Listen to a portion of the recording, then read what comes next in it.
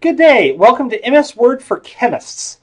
MS Word is basically the industry standard word processor. There are definitely several alternatives, and they all work fairly similar to MS Word, albeit the buttons are in slightly different parts. But with that said, let's look at a few of the features MS Word has that as chemists we're going to find important for our writing. Because we do have a few crazy symbols that aren't exactly on the keyboard, and we need to do interesting things with letters that, let's just be honest, the English majors don't need to do. So let's jump off right in with the crazy symbols that aren't actually on the keyboard. So to do this, I'm going to take my mouse, and I want to put in delta T. So temperature final minus temperature initial, and the Greek letter delta is basically a triangle. Now you could write it out, but we're not going to do that. So I'm going to give myself a little bit of space. I'm going to click over here. I'm going to go up to the Insert tab. Once in the Insert tab, I'm going to go all the way over to the omega symbol, which is Insert Symbol, and I'll give that guy a click. Now, if I've used my symbol, which of course I have recently, it's going to be in my shortcut section. However, let's say I haven't. I'm going to go to More Symbols, and that gives me a nice variety of symbols. Really whatever I would happen to want, whether it be Greek letters or things I really don't know what they are. Well, in this case, I'm going to collect the delta. Once again, the recently used symbols are down here. So I'll collect my capital Greek delta, and I'm good to go. Hit Insert, and then close. There, I have my delta. And then I can put a capital T next to it, and I have delta T. Symbols, pretty straightforward. Now, let's go into subscripts and superscripts. So a couple of cases, let's go for, say, hey, calcium phosphate, always exciting.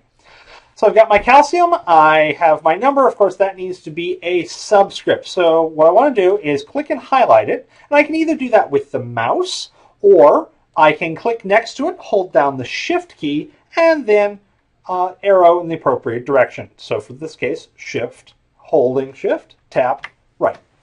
I'm now highlighted.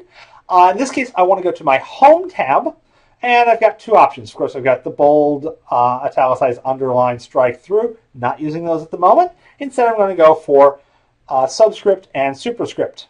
Sub below, super above. Yay! So in this case, I want subscript. And I have subscript. And I can just go ahead and do this for the other numbers in my calcium phosphate. Discusses this up nicely. For an email, I might not bother to do this, but for an actual report, you want to gussy it up. Same goes for superscripts, so I'm going to go ahead here. Now you'll notice that it's really tricky to highlight just the numbers quite often, especially if there's spaces next to it. So I'm going to go for my arrow keys, hold down Shift, and arrow over twice, and then in this case I want to go up, so superscript. And same goes for the P, now this is not P43, this is P04, 3 minus. So highlight the 4, go to the sub, arrow over just to unhighlight, hold down Shift again, double arrow over while holding down Shift, and then wrong button, go for the superscript. Okay, so I have almost Avogadro's number. And this is in scientific notation. Now, once again, for an email, this formatting is fine, but this, if it's a report, I don't want to go quite so casual. So once again, kill the carrot. I'm going to highlight the 23 by Shift and then double arrow over, and then I'm going to go superscript. Looks nicer. It's actually in scientific notation. Nothing fancy going on. Okay, let's talk equations. Got a couple of things we can do with this one. So here I've got manufacture of ammonia via the Haber-Bosch process. So I'm going to give myself a little bit of space to work. I'm going to rewrite this in a bit nicer, fancier, and just cleaner look. So to do that, I'm going to go back to my Insert tab. And instead of hitting the omega, I'm going to hit the pi, which is the insert equation. And boom, I have a blank equation. It's got some presets. If you tab down, you're almost never going to use them. Okay, so I've got an equation over here. And I can start typing it out. I'm going to do my 3. Now, before I do my H2, the equation editor handles subscript and superscript slightly differently, partially because you can nest them, which is nice. But I'm going to go over here to the script. I'm going to drop that down, and I'm going to select the box with the square below it. And then in the box, I will put my H, and the square below it, I'll put my 2. Yay. Now I need plus sign, and so I can either just type the plus, but if you've got an operator you don't necessarily have, you can scroll down and try and find the operator du jour. There's the plus sign. Okay, same basic deal, back to script. I'm going to go for the lower one again. Don't need to put a number in front of the in, so in and then 2 down there. Now, I've got my equation, I need my arrow, but this is an equilibrium reaction. This is one of the really popular ones we like to talk about. So I need an equilibrium arrow. So I'm going to go over here. So here's my up and down arrows. I'm going to go for this guy. It says more. And then instead of basic math, I'm going to choose arrows. Yay! And I'm going to pick the one that looks like an equilibrium arrow.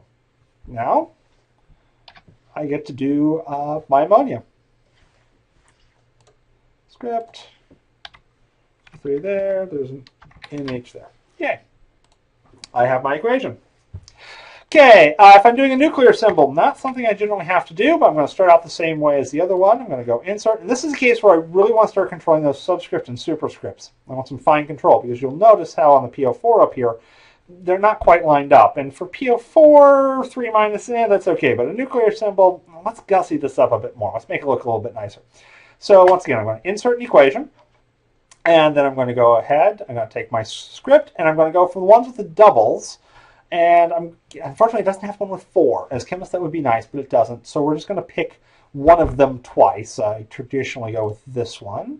And I'm going to do it again. And now it gives me boxes. I'm going to leave that box and that box blank, if you hadn't figured out what's going on. So, of course, O goes in the middle. 18 there. These are a little bit difficult to click. I will admit that. 6 there. And then 2 minus or minus 2 there. By the way, if you do want those not in the justified form, you can kick it over using your justification alignment tools. Okay, let's go for a fraction. So once again, insert equation.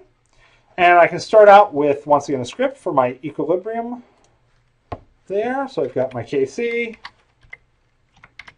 And then I can add an equal sign, which I can choose from up there, or I can just hit the one on the keyboard.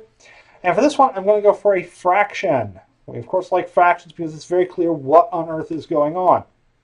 And so now I can start plugging things in. Actually, this guy's got a lot going on, so I've clicked on one of the boxes, and then in that box, I can add a script to that one. So I've got a superscript box, and then the normal box. And in that normal box, I need brackets. So I'm going to choose the brackets, and I'm going to put the brackets in. And now, of course, I can do C, and then the little c, because this is equilibrium, and I'm just going to keep doing this over and over again for each one of the steps. So nice and exciting.